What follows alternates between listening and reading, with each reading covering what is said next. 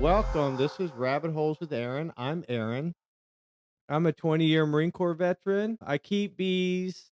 I obviously do podcasts. I do pottery workshops. I'm kind of I find I have a hard time sitting still. And with me today, I have as my guest Casey Brown.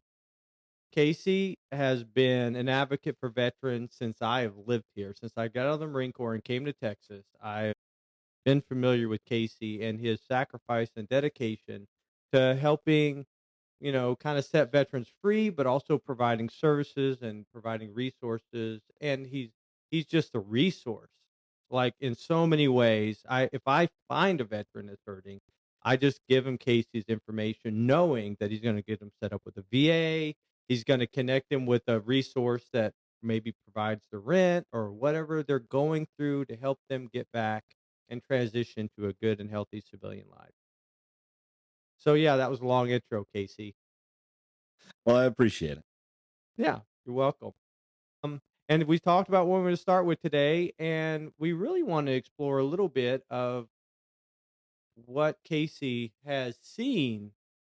I haven't heard this part of his story of coming here in 2016, and what has changed and what's new, but also what was it like when you got here? Just pick up any of those. Go Yeah, ahead. yeah, absolutely. So, a little background on myself, Marine Corps as well, 2 tours to Afghanistan. I got out in 2013. Pretty easy on the surface transition Hmm. from military to civilian life. I say on the surface because I we had family here in Texas, so I was able Okay. to stay with them for a while when we got here. My military occupation transferred over very nicely to the civilian world, so I was able to find employment Okay. within 6 months, use the VA home loan to buy a home. So on the surface, the transition looked great, Yeah. right? But there was all those underlying things that I didn't really address. I didn't even. I mean, they were all unbeknownst to me, so I didn't even know that they were there. Yeah. And that kind of gets a little bit into my story back in 2016. So I was just working private aviation, and in 2016, two of my old unit, their helicopters went down in Hawaii, killed all 12 Marines on board. And I had deployed with them. I knew them.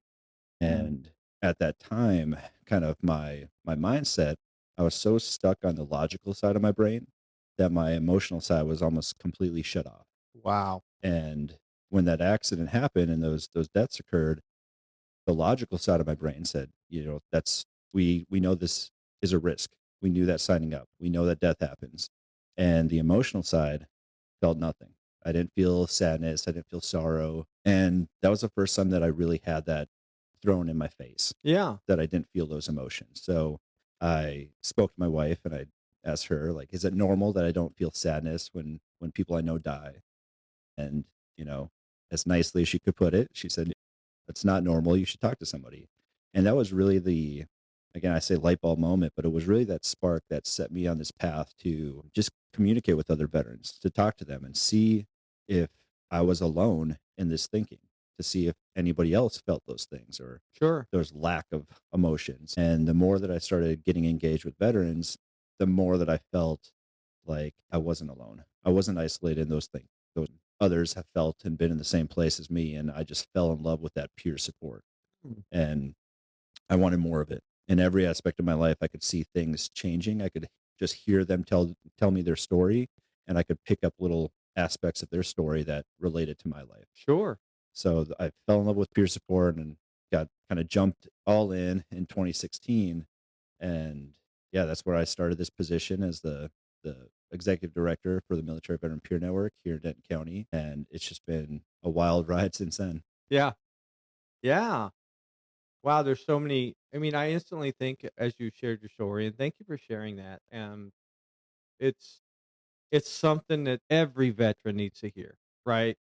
We all get slowed down by PTSD, by trauma, whether it falls in that category or not. We all have to at some level deal with it, even if it's a different lifestyle and it works completely different. We all have some kind of transition.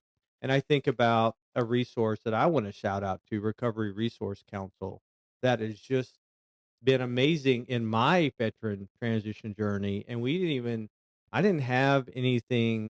overtly traumatic happened in my 20 years in the Marine Corps, as amazing that sounds, and deployments and all that stuff and divorces and but it all kind of stemmed from and I was able to explore some childhood trauma and do EMDR, eye movement, desensitization reprocessing through Recovery Resource Council.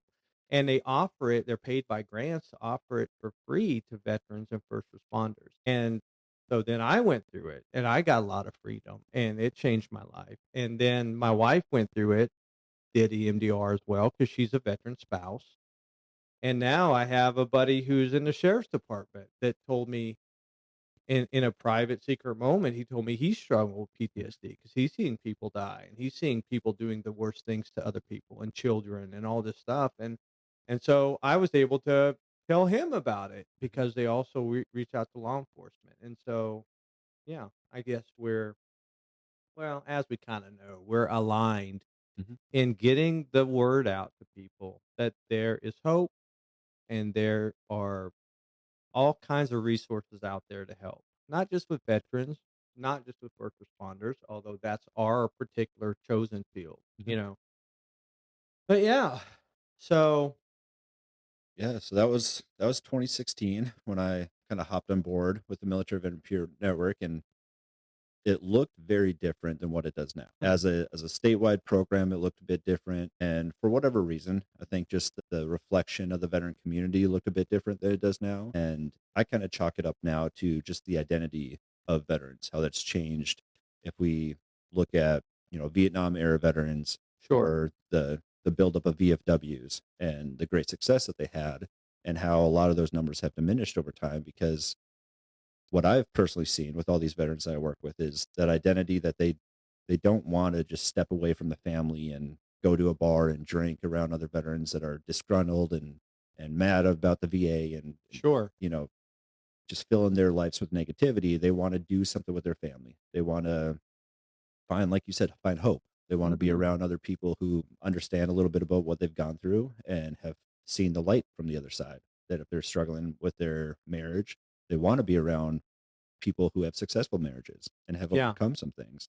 mhm, If they're struggling to find employment, they want to be around folks that have high positions that could even maybe get them hired. So it's just looking at that with that frame of mind, looking at a program and trying to design a program that looks out into the veteran community, looks at that identity and really tries to tap into it. How can we do things that are, for lack of better words, attractive to the veteran community?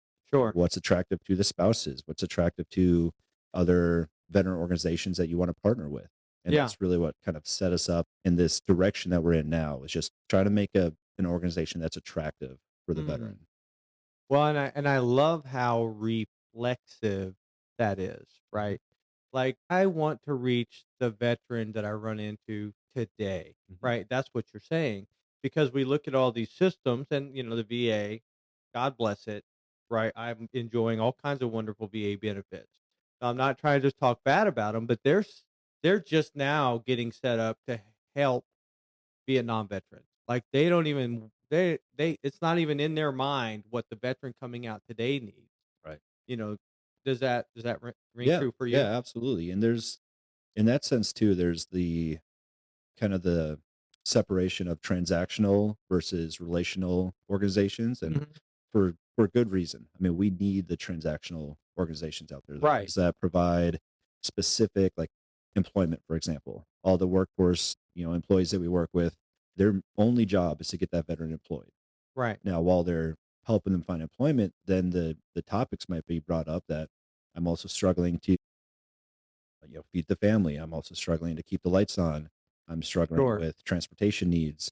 But if their main goal is to get them employed, they just don't have the capacity to right, help in these other areas of their life. And that's where an organization like what we have, the Military sure. Veteran Peer Network, is very relational. We look Yeah, holistically at everything that's going on. So we'll utilize those resources that do those transactional services for whatever that transaction is. If it's disability benefits, employment, finding housing, we'll use them. They're extremely beneficial, but then we want them to have a hub that they can come back to know, I may have gotten my employment looked at, but now I also need help with my marriage. And I right, also need help, with finances. Or even if it's something more kind of surface level, I just need friends. I need camaraderie. I need people to be around. Yeah. And in that note, that's where we're trying to do is just really be on the side of prevention. There's tons of postvention services out there that do help once the veteran hits rock bottom, once Mhm. they lose a spouse or lose a job or lose a house, and it's very much needed to have those postvention services. But we feel like we can do so much more on the preventative side, and that's just really getting out there and asking, surveying veterans, talking to veterans that are incarcerated, talking to veterans that have experienced divorce or experienced homelessness, and just really saying like, what could we have done as a veteran organization to prevent you from being where you are today? And the overwhelming answer is always, I needed community. Yeah. I needed people around me that understood what I was going through, that could instill hope in me. And for so many of us, we just don't have it. I know I definitely didn't have it back in 2016. I was just robotic, logical, go to work, do my job, come home, eat dinner, Yeah. go back to sleep and do it all the next day. And I didn't have that community aspect in my life until pretty recently actually. Well, and I think it really goes back to my perspective. Well, the way it is you're in the Marine Corps. We're in the Marine Corps. Both of us in the Marine Corps. Hoorah, camaraderie. You're going out with Marines, you're coming back with Marines. When you have a family, you're hanging out with other Marines that have families. It's always Marines are tight and close. You're in, I got your back. That means I've got a weapon and you're aimed that way and I'm aimed this way. Nobody is going to sneak up on us. And if you get hit, I'm dragging you out of the firefight, but you got somebody there. You're not laying alone. Maybe you could, but somebody's gonna miss you and come back and find you Mhm. because 'cause they're looking at the roster or whatever. But that's not the way it is when you get out. It's a different world. It's a world where you fall down on the ground because you broke your leg. Well, I hope you got your phone with you Yeah. because nobody is gonna know. You could die in that spot, you know, and that's not the way it is in active duty. Right. Um, Go ahead. Yeah, no, that's exactly right. It's just having a network of people around you, having that community. And I feel like a lot of us veterans, when we're out, we struggle to find that community because we look at the strong bonds that we had while we were in, and it's really hard to transfer that into the veteran world. Yeah, Employment looks completely different. Your coworkers are not usually the people that you're going to die for. Are going right. to die for you. They might even stab you in the back to get a promotion. That's Yeah, yeah, so no, there's everybody knows that. yeah, from the employment side. And I was recently talking about this, and it was a discussion about camaraderie and kind of what forms that camaraderie while we were in. The idea was, oh well, this is a camaraderie that was a bond that was born in blood and all the traumatic things that you've been through, which to a degree, yeah, there's definitely some like embrace the suck and you go through bad Yeah, things together and then that forms a bond. But I think more of what I've seen now being out, I think a lot of that kind of reflecting back is because we all had the shared vision in the yeah, military. It's super easy to have that purpose and that vision right in front of you. mhm, And I say that because there's so many guys that I was in with that were like brothers to me while I was in. But once that vision separated, once we got out of the military, our visions are all over the place. Some of my guys, their vision is making money now. Some yeah, of them is or getting into drugs or whatever that vision was for their life is completely different than mine. So we mhm, don't have that bond anymore. yeah, And that kind of goes to tell veterans like I think trying to find other veterans, it's really easy to initiate that conversation, to initiate that peer support because you do have something in common that you can talk about. yeah, But more importantly, to actually find that camaraderie is to find out what that vision is that you can share kind of moving forward. And I think that's where the strong bonds are. If you and mhm. the people around you all have that shared final vision, I just think the bonds are super, super close. Well, and that's what brings us together. We have a shared vision that we execute different ways, and that's just to bring well, bring all kinds of good things, resources into veterans' lives, and while I think you specialize in resources, I specialize in maybe 1 or 2 resources, and that's where I focus, but it's all about getting a moment of peace, a moment of calm, a moment of reflection, and then the miracle that is peer support. Like I imagine most people don't know what that is, just like, we talked about Texas Veterans Commission, Mhm. very briefly, and I wanna, just drop their name in here because it's amazing. Who hasn't? What veteran, if you have not benefited from the Texas Veterans Commission in Texas, of course, then you're missing out. Mhm. Like, so, and I don't wanna get into all the things they do, mostly because I don't know all the things they do, you probably do, but I wanna talk about peer support because that's magical. Mm. I mean, there's nobody in charge, there's no therapist. Yeah, explain. I'll let you explain Yeah. peer support. You're an expert more than I am.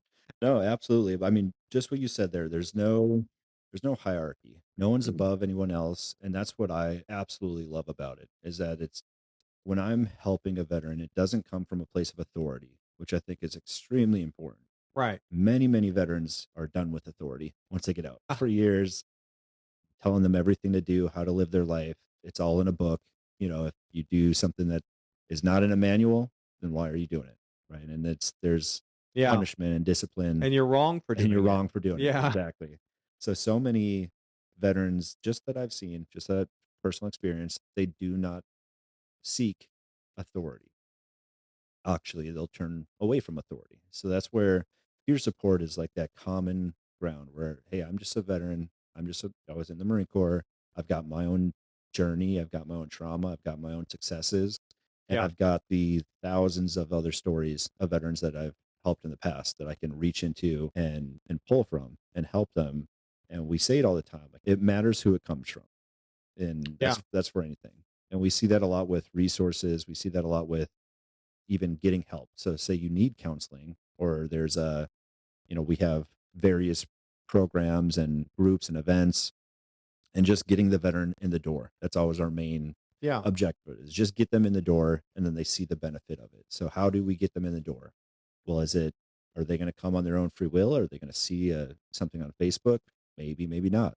Their spouse may be on them for months at a time, say, hey, you really need to check this out. You really need to come. But if it matters who it comes from, their spouse, it may look different than if it comes from a coworker or their buddy. And we hear it all the time with Yeah. disability benefits. You veterans that don't go out and get disability benefits for whatever reason, and years have gone by and they're like, no, it's not for me, it's not for me, it's too much of a hassle, I don't want to deal with the VA. And then maybe it's somebody that they were deployed with says, you know you're missing out, man, you earned this, I know what Yeah. happened to you on deployment, like, you're missing out on this. R And that might be the person that it took for them to say, all right, let me go in and talk to the VA, see what it's all about. So just having that common ground, no authority.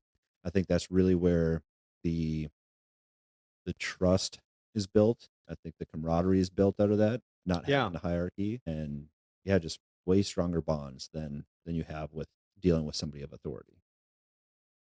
Yeah. I love peer support. Well, and I wanna think about authority for a minute. Mhm. And, we're, of course, speaking from the context of who we are and what we're talking about, but it's just the rabbit hole thing, right? Let's just talk about authority by itself, and I've been learning a lot about, like, subconscious, Mm. and well, we both read 12 Rules for Life where he talks about, I guess I can't remember the word. It's not authority, but when you rise in dominance. There we go, the Mhm. dominance, which kind of has a negative connotation. I would like to. Some people have said maybe let's talk about confidence, but when you think about authority, I think about every peer group I've ever been in. I retired as a gunnery sergeant. I have authority there, but what do I do with it?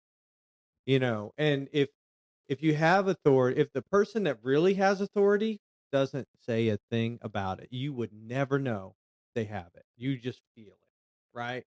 And I've noticed that over and over again. And I don't want to focus on me too much, but just to illustrate the example, like I'll be talking on UNT, I'll be talking to a veteran. Oh, you were in the Marine Corps too?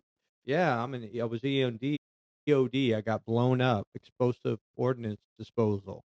So all they did is blow up bombs, and on accident and on purpose, hopefully on purpose. But I was talking to him and he's like, "Oh, you were in 20 years, you're a gunnery sergeant? Then I know you understand." And I don't understand EOD at all. Right. But I do understand a Marine mindset. I do understand more aspects as you do of Marine Corps than you can even put words on, right? There's so much more to it, but I have I find that in my experience with other people looking outward that well, like Raymond Holder, for instance, Mhm, like this guy, I don't know where he got it, but like when he talks in peer group, everybody's paying attention. And he was never in any military branch, mhm, right? But he understands life. He understands. He's got a lot of wisdom. So many things. He understands things I don't understand, and that so he comes with this authority that he doesn't ever mention. I don't even know what he did in his previous life. mhm, I'm only guessing. He doesn't have to say, "Here's my qualifications and here's how I can tell you what to do." He is just quietly, wise, good listening. And so there's all these aspects about authority that I just wanted to think about for a second. What do you yeah. think about that? Yeah, no, absolutely. I think the word that comes to my mind is competence. And Mm. I think especially talking about somebody like Raymond, somebody talking about, like Deborah Rogers, Oh yeah. um, folks that were never in the military, but they have so much cultural competence Mhm. that they know and they understand just because their heart is really in it. They're Yeah. passionate about helping veterans. So they understand or they wanna understand every aspect. They wanna understand what deployments look like. They wanna understand what the military, family dynamic looks like. They wanna understand all these things so they can help and advocate for the next person. So, Right. and with that competence comes the knowledge, and I think from that knowledge comes that authority or in a degree, and that's kind of like in peer support, it's hard because sometimes there's, like, multiple hats that you wear, especially if I'm meeting with a veteran. Sometimes, like, they want me to be, I don't know about authority, but they want me to have the answers for them. They're seeking me for a specific reason, and they're like, "Hey, I heard you help with this. Give me the answers for this."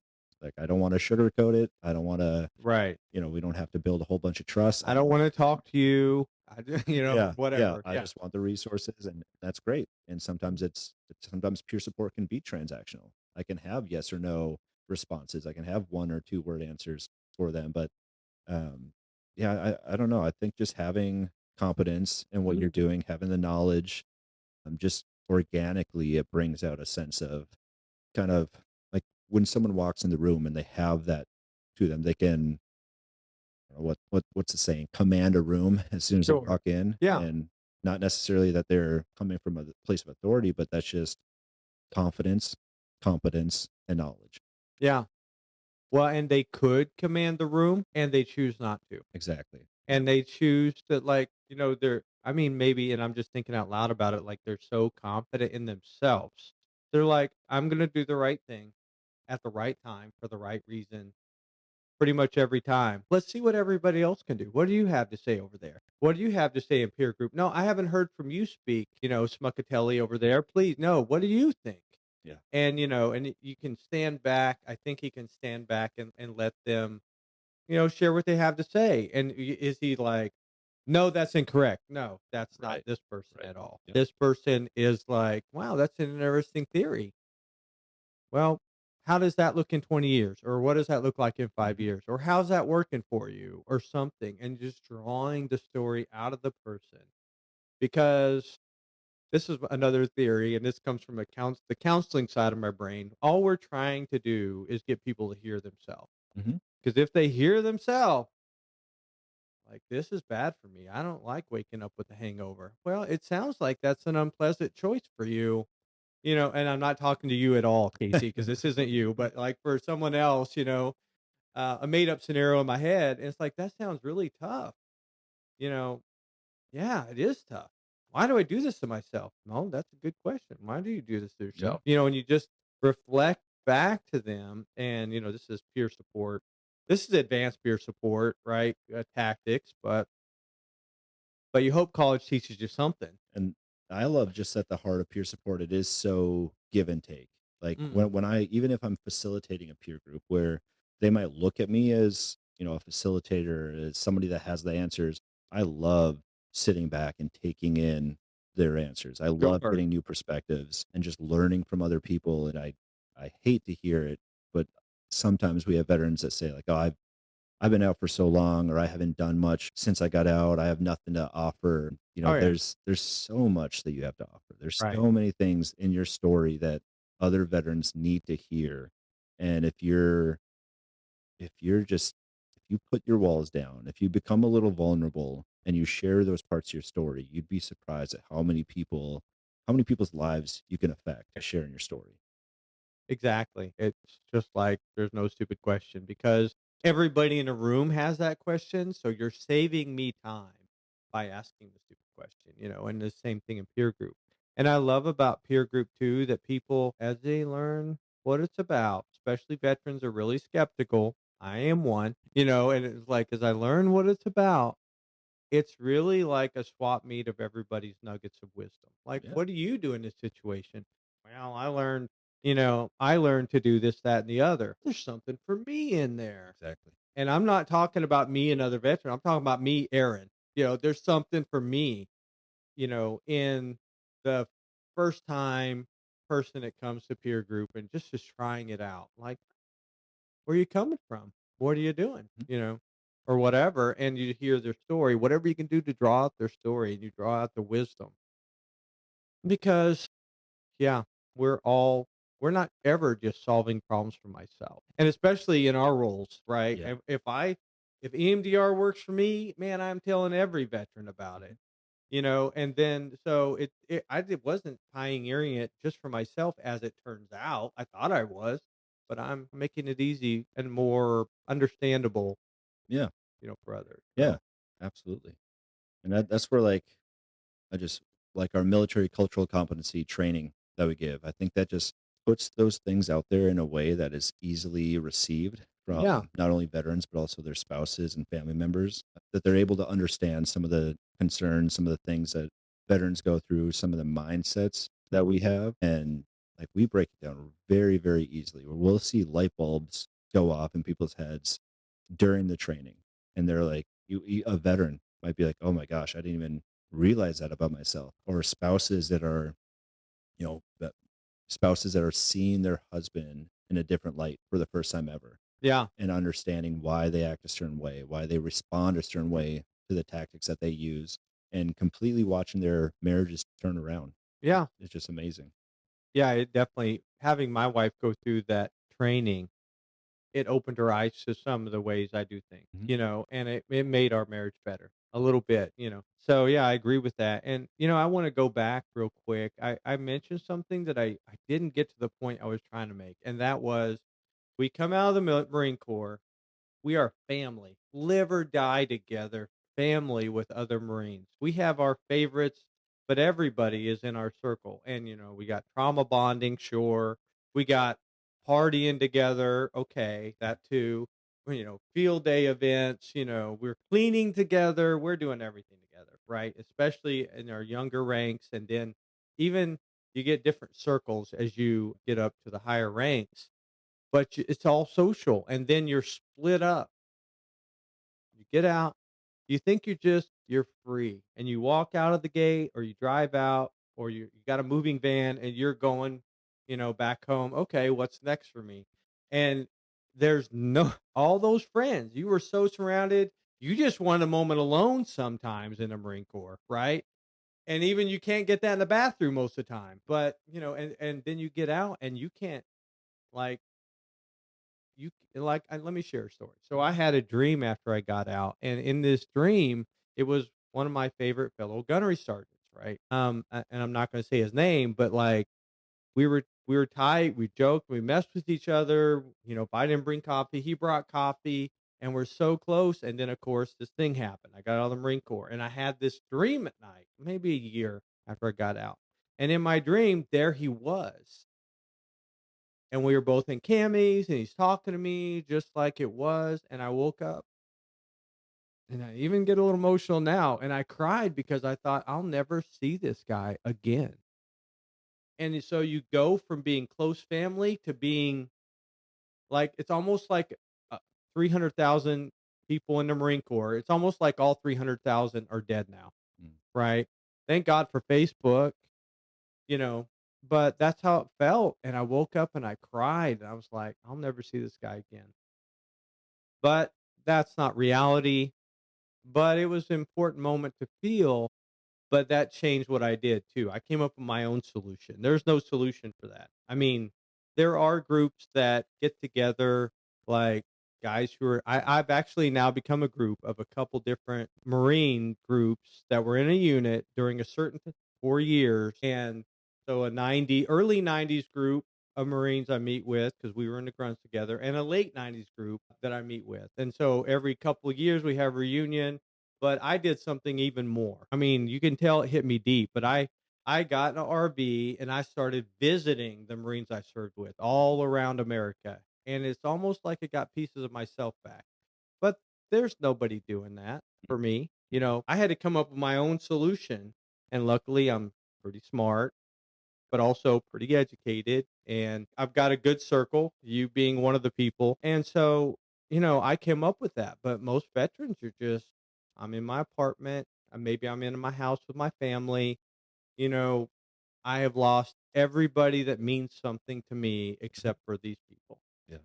Yeah, So that's something I wanted to share. What do you that's think good. about that? No, that's great, and I think having that, I guess, I don't know, luxury to go out and visit or just having that mindset to have that Yeah, idea, like that's huge and that's deeply important. And I think so many other veterans that don't have that are trying to seek something like it. And whether it's guys that they did serve with or if it's now trying to find that bond with veterans in their community sure. or just people in general in that community. And I think that's where we're trying to lean on is to create that community out here on the other side, on the veteran side, to have those bonds, to do all the things that we did while we were in, like you Yeah, said, partying and not just that kind of thing, but being able to like go on outings, go fishing together, go, if you need something done at the house, hey, the wind from that storm blew my fence down. Is anybody available to come over and help me this weekend? yeah, You know, those small things that you could rely on the guys that you were with when you were in the military to have that network of folks out here on the veteran side is super important more than most people realize. I think having a network of people that are not surface level, that you do have the deep conversations. I knew everything about the guys I was with and I was stationed with. Every little intricacy of their life I knew just because of spending so much time with them and having the same vision that they had and just getting raw. And I think too often friendships outside of the military on the civilian side, on the veteran side, I think a lot of them stay a little too surface for whatever reason. I think there's shame or there's uh, you know guilt or they don't want to open certain doors for whatever reasons. But I think that's where the bonds really come from is when you do get down to those deeper level conversations. And how do you get there? How do you have those conversations? It's not by just meeting up at a restaurant and having dinner with them once a month. You got to really spend time with them. You got to yeah, get around a campfire. You got to get out on, the lake, out fishing with them. We get guys, that's why we use golfing here at Military Veteran Peer Network, yeah. where it looks like it's just something fun to do, get a bunch of veterans out golfing, but there's so much connection going on. If I get a guy out on the golf cart, I've got him for 4 hours Right. at least. We're out there and we're spending 4 hours at a time, and conversations will just start happening, Yeah. and we can talk. And that comes from just me being vulnerable. So I can Sure. bring up things in my life. I can bring up different concerns that I've dealt with. And that's usually how I like to do peer support. I'll be very vulnerable, very Sure. kind of transparent in my life. And then if anything, if I see any part of it they start picking up on it. If I talk about things with my children, being a father, if I talk about things with my wife, if I talk about things with disability benefits, if I see any little peak of interest, that's just an invitation for me to get deeper. And then Yeah. I could start asking them questions about it, or they start telling me parts of their story. And so just getting around them. But you have to be intentional. I love that. I love that you came back to intentional because that is the difference. You don't have to be intentional, be surrounded by Marines doing the exact same thing, Mhm. suffering together. That's just the way it works. And that's what they use it for. And that's what's effective in combat, and that's what allows us to accomplish our mission. But then when you get out, nobody's making that happen Mhm. anymore. You, me, and you as the individual, as the veteran, have to be the one that says, I want to start working on my camaraderie. I got to build my camaraderie now, you Yeah. know. And I love that MVPN makes that a little bit easier. Right. Promoting gatherings and peer support, and we haven't talked about veteran court and Hmm. what you guys do there. Well, what we guys, I guess I still am an MVPN volunteer. So what we are doing in the world, no, but I don't even know all things going on. I'm just kind of a low key volunteer. But so thank you for illuminating that. But yeah, being intentional about friendship. That, Which yeah. go ahead. That's my word for like the year, and I don't know, that's just been a recurring kind of echo in my life. It's just how intentional you have to be in every single aspect. Um, in friendships, in a marriage, as a father or a wife or a spouse, or as a parent, as a good employee, as anything, you Yeah, have to be intentional. And with that comes work, and it comes, you have to get your hands dirty. You have to put in yeah, the work to get out there. And yeah, like you said, just that's kind of what we try to do, is make it easy for them. We try to just initiate those conversations. So mm, the fly tying peer group is a great example of that. Folks, veterans that just come in here and tie flies, and then they'll go out and they'll fish with the flies that they tied. There we go. there we go. Tongue Good twister. job. I couldn't have done Um, that. Thank you. but just tying flies, and what may look kind of transactional if that's all you do is just come to one per month, but now they're in a whole group text message, and Yeah. there's 20 some of them in this group text, and they're daily sending each other pictures of fish that they got, that Oh, coming wow. over, making just, spur of the moment, who can meet me at Veterans Point so we Yeah. can tie these flies, or hey, we're going to go out to this lake and we've got some extra spots if you want to come out. So they're creating that little community organically, but it was all intentional, that they had to take that first step Yeah. to get in the door. They had to You have to sign up. sign up. Yeah. So they had to do the work, the legwork to get there, and now they feel it, and now they have Yeah. that community growing. And whether it's the hiking, the golfing, the art groups that you facilitated, all those, I think, just have that organic community that develops. Yeah. Yeah. It's amazing. This kind of runs parallel to a previous topic. Did friendship, being intentional in your friendships. Mm. Like, how do you get to deep friendships? And it's we didn't answer it. We didn't come up with this. Here's how you do it. Step one. No, so I'm just still thinking about it like out loud.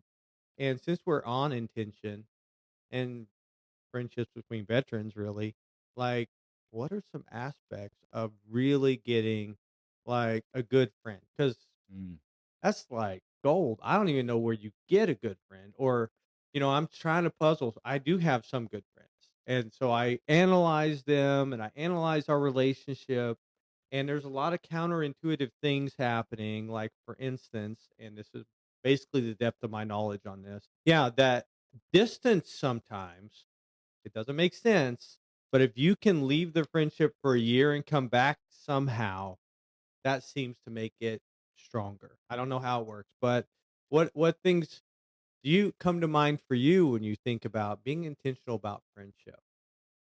For me, and I just had this conversation the other day as well, and it for me, I think the deep connections that I have with friends, I think it all kind of stems from vision, and vision being, you know, the longer the longer game, mission being, what are we doing tomorrow? What are we doing the next day? But that vision, that kind of the final, that Yeah, way out there. If the visions align, the more that we have those conversations of what is it that you're chasing? What is that purpose, is another word for it. What is that purpose of your life that's way down the road? And yeah, I think when you start connecting visions with people and you have the aligning vision, that's where the deep conversations come from. I think that's where yeah, the deep bonds come from. Even just veterans. I mean, having that initial connection, that hey, we were both in the Marine Corps, but that gets us in a room. That might get the conversation started, which is great. But if that conversation leads to, we have completely different purposes in life. If one of my buddies is just, he wants to be on the cover of Forbes, he wants the sure. millions. That's his focus. He hates spending time with his family. He doesn't want to be around the house. He wants to just grind and grind.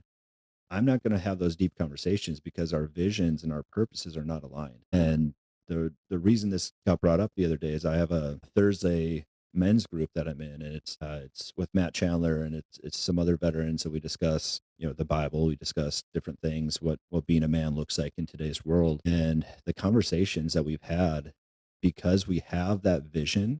Obviously, that vision in that room, I think for a lot of us, it's just that kingdom vision Sure. of getting having a close relationship with God, and with that being the final, the end result, our end goal, it made it really easy to have those conversations of, well, what Sure. does your marriage look like? If your end goal is to be closer to God, what does your marriage look like? Right. What does your day to day look like in order to get there? And I brought it up the other day to them that I have friends that I've known for 10 years, 8 years, that I've never had those conversations, that I know more with these guys that I just, met 4 months ago than these guys I've spent 8 years with, because we never got down that deep level. Sure. For whatever reason, maybe we just haven't spent enough time one on one to have those vision conversations or those purpose conversations. Um, but yeah, I think that's really what makes those bonds, is having aligned vision and aligned purpose. Well, and I have on the podcast I'm referring to, like I had a conversation with a friend, and we're looking and we're saying we're friends and we're good friends, and this is a good friendship, and I want to be here, and like the vision is the best friendship it can be. Mm, And so we're both focused. And obviously, right now, I'm gathering data to take back to that friendship to say, here's some other stuff that makes good friends. We should try this. mm, We're already doing bro dates. We're already going to movies. We're already, going out to eat every once in a while together. We're already both nomadic. So we have a lot of alignments, but it's a matter, I think, and I love what you said. And of course, that's ideal. Like when you well, let's go back to 12 Rules for Life with Jordan Peterson. And he's like, if you set your goal on being, a little bit better than you were the day before, or a little bit better in the next moment. mm, And he talks about cleaning up your room, and maybe your room's such a mess, you clean up one corner of it, you know. And as you set your vision, you will start to collect data that make that vision happen. mhm, You open up your kind of subconscious, to be aware of what can help you reach that goal or that mhm, vision, and so, yeah, and I can see that that is gonna make the best friendships, mhm. long term. I mean, what kind of friendship am I looking for? I'm looking for the friend that's like, "Something's off. What's going on with you today? I'm noticing, you're not the same as you were yesterday. Maybe you're happier. Maybe you're sadder. Usually it's going to be sadder when you have that conversation, right? And they notice. We want to be seen. That's such a big thing. What I do you mean, think? friendships, get marriage. Like Marriage. if you're not aligned with your spouse on the vision and purpose of your family dynamic, it's going to lead downward fast. That's where conversations like my wife and I have that, just kind of as a milestone every year, kind of around, January 1st is our anniversary, which makes it really easy There you go. to have some, Smart. yeah, yeah, I don't forget that one. But it makes it easy to have the conversations of, resolutions. What do we want our life to look like this year? What are some things we want to work on? And I mean, that's the milestone, the big one. But we have conversations nearly daily of, all right, what is the rest of the week going to look like for you? Yeah. Just to align ourselves. And the more Yeah. that we're aligned, the more that everything else starts to fall into place and it doesn't affect us as much. If we have this big the bigger goal, the bigger purpose in life than just, making it through this week, or, I really want to get this promotion at work and that's my purpose right now. I just really Yeah. I can't align with that. I Yeah. can't, like, I'll let you, talk to me and I'll give some insight, but that's not going to be Yeah. a purpose that I can dive into myself if it's central, if it's focused on you. So we've really been intentional on making these large scale purposes and scale vision for what we want our family to look like, what we want our boys to grow up to be, Sure. the long kind of long game. And the more Yeah. that we've done that, little inconveniences here and there, like little bickers, they just don't happen because why should we worry about what happens on a Wednesday afternoon if we've got eternity to look at? So, Well, and you can't mess it up in the moment. mhm, Everybody has weaknesses, makes mistakes, but if you have a goal and a vision, you're going somewhere together. I can see that. That makes sense. And yeah, well, in marriage is friendship, and absolutely.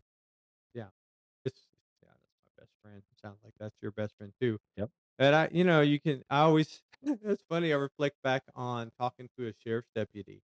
And he was like, "Yeah, we go for a run together and we talk about what's going on in our week." And I was like, "That's where I want to be one day." Mm, mhm. I don't talk very well when I'm running. Maybe Right. pant his sentences, and I know because we're running right now. We did a Couch to 5K program, and now we run Mondays and Wednesdays and Fridays together. And I'm learning, remembering the way I ran in the Marine Corps, but I'm running completely different now. Nobody's yelling at me. It's kind of like trying to be more self aware, trying to appreciate what my body can do and just let it do it, get out of my brain. But anyway, but yeah, I thought that was interesting. And it sounds like you got that kind of thing going on. And I imagine, I remember you guys working together and you had a nonprofit where you were doing working out CrossFit or something, Mm. right? Yeah, yeah, just part of Camo and Kilos where Yeah. we were do, a training session and then end with a little peer group. So it was Oh, I didn't just know. the idea of embrace the suck, go through a challenge and workout together with folks, and that helps to kind of knock down some of those barriers, and then you Yeah. get to those deep conversations because you went through, like you said, almost like trauma bonding, but through a Yeah. workout. So you have an intense workout, and you're going to be able to bond with folks around you.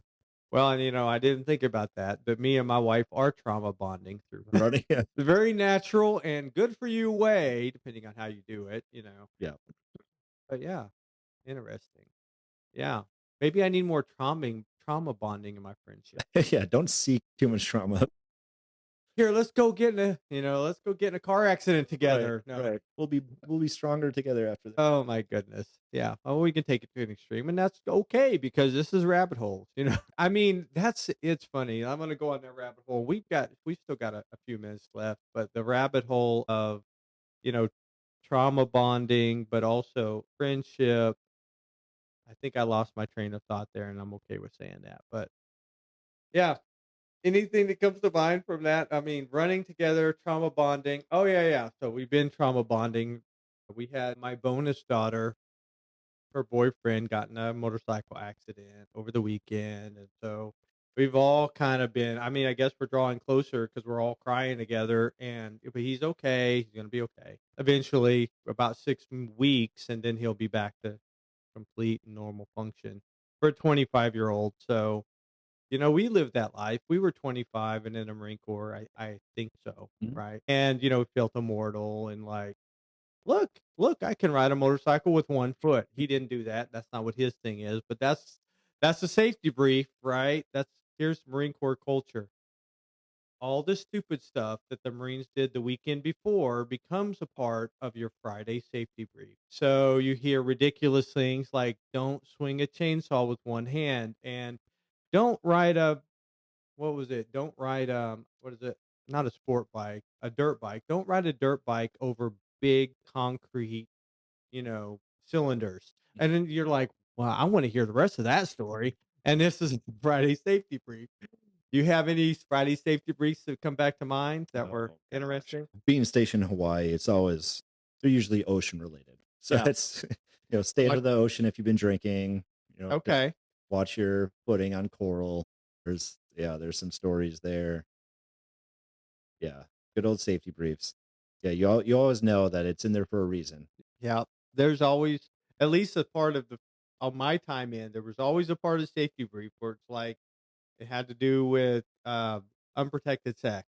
And I'm not gonna but they all found all kinds of interesting and unique ways to say don't have unprotected sex, you Yeah. know. Yeah. We had like don't add to the population, don't take away from the population. And if you're in jail, call me on Monday. And it was like the gunny's pastime to come up with a new, quicker way to Right. tell you so you get on liberty. They always had to go into detail about something, and it's something crazy. I'm going to make something ridiculous up that could have been a safety brief. Like, Don't ride a surfboard with a rocket motor while drinking underwater. It's just Yep. crazy. You're like, what the heck was that? Yeah, absolutely. And if you're lucky, you knew Lance Corporal Smuckatelli that did it, and you could be like, yeah, he's in a hospital now. Yeah, he's gonna make it. You can go over and visit him and like, man, I need this whole Yeah, story get the because story from the source. well, that's what the Lance Corporal Underground is for, right? They got the Absolutely. best stories.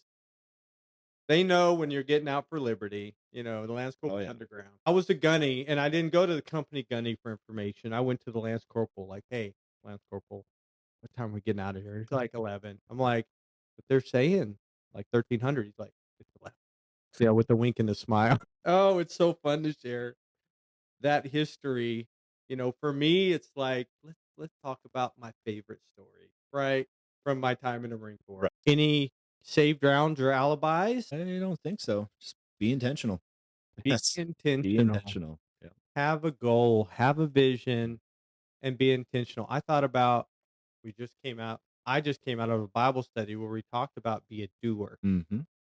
If you be a doer, then everything you do will be blessed. A Mhm. doer, not just any kind of doer, but like a doer of, and it was talking about if you're a doer of the things that are in the Bible. Like be a doer of the things, be kind, be gentle, be helpful, you know, be have self-control, things like that. I mean, everybody can agree that that's kind of healthy and mature anyway, but it's like if you are a doer of these things, then everything you do is going to be good. Absolutely. And that's what you're saying, Mhm. right? Exact same thing. Like be intentional, with a good goal and no, well, let's just go over it. You're not going to be fighting that much with your spouse. You're Mhm. going to get along with other people and you're not going to fight with anybody hardly, because your goal is good goal. And we want to get there together. So I'm not stepping on people to get to my goal. I'm not making people look bad to get to my goal. But I'm intentional and I got a good goal, like you said, a kingdom goal. Yeah, I like I Yeah. like it. Yeah. It's good. It's all good things, and we've noticed, and we've had this conversation before with some other guys, that being intentional, actually getting out there, like, one of my little resolutions for the year was to make more friends, to make deep friendships. So it's interesting we have this conversation, but Wow. how did I do that? I had to be intentional. I can't just throw it out there. I can't even just pray about it and say, God, give me more friends this year, and then sit in my house and just hope that somebody comes knocking on the door. I have to be intentional still. I still have to get out there. I still have to say yes to things. Yeah. And then there's that conversation of, well, what's the right thing to say yes to? Because doors will start opening. If you go start looking for doors, they're going to start opening. And then the idea of discernment comes into Mhm. play of what's aligning with my purpose right now? Is this the best thing for me? And I think if in the roles that we're in, what kind of people pleasing, you want to say yes to everything. Right. I want to say yes to everything that comes across my table, every invitation to go and advocate. And I was talking to Matt Chandler about that, and because he obviously gets tons of different invitations to go and do things, Yeah. and he has to have that discernment of, is if he gets invited to go talk to a whole bunch of youth students, which is a great thing to do, obviously bringing the children closer to God, but at the same time, he gets invited to go talk to 500 pastors of their own churches. What for him is going to make the biggest impact? Sure. Talking to all those pastors who have their own congregation to be force multipliers to get to that same purpose. And you have to make that discernment. Now, it Mhm. might feel bad saying no to the students that want to hear from you. And I look at that in my role, there's things that pop up all the time where Sure. it might be come be on this veteran panel and talk about push max stress. Something that's great. It's not a bad thing for me to do, but is there something else that can more align with where I'm trying to go and what I'm trying to do with the program or in my individual life that is going to make more sense? And that just Yeah. comes down to discernment and Okay. having that seeing, and that's tricky at first because, again, saying no to people, it doesn't feel good, especially Right. when it's something great and they're like, why wouldn't you want to do this? Like, this is amazing. And I'm like, yeah, but there's a bunch of amazing out there. I have to Yeah. choose which amazing I go through. And Yeah. that just comes down from discernment. Matt said it's just repetition. You just have to make those choices, and after so long, then it just becomes easy, and you see the discernment is less and less where it's just like, yeah, automatically, this aligns more with my vision, this aligns more with my purpose, so this is the obvious choice out of these 3, but yeah. Yeah, you learn yourself and you learn, you know, by saying yes to things that you didn't like, saying no to things that you did that turn around, you get a second chance and yeah, learn as you go. But yeah, Yeah, and you, sometimes it is that on the, on the car ride home of like, "Oh, man, I just wasted my time." yeah, Like, there's other stuff that I could have been doing over those 4 hours that, that would have been more beneficial to me, and that's repetition. It just comes with learning yourself and learning what that yeah. vision is. What I'm learning, and I know we're getting really short on time, but I'm learning like the importance of rest. Because like you're saying, you've got a million things that people are asking me to do. For me, people are asking me to do pottery workshops. People ask me to come get the hive out of their house, or and all this stuff, and I've got to be like, oh yeah, rest is the thing that's not Mhm. screaming at me, Mhm. right? Rest is the thing that's like, well, I've got all this stuff I can do on Monday. I'm like, I'll do this one thing, you know, and I actually set nothing up on Mondays. Mondays is run and recovery. That's it. And it's long talks with my wife, so it's not just like me sitting in the chair looking at the wall. But yeah, so rest is an important factor, and it's the one that's not calling you on the phone. Mhm. And I'm not saying for you, I don't even know where your rest is at, but for me, it's like, why do I feel like not doing anything right now? I've got stuff I could be doing, and it'll generate income, which is more resources or reach more people, and it's like I don't feel like it. Okay, cancel my schedule for Mhm. today. What do I feel like doing? I want to go for a walk. I want to listen to music. I've got a book on audio that I need to listen to, or I've got somebody I can go visit.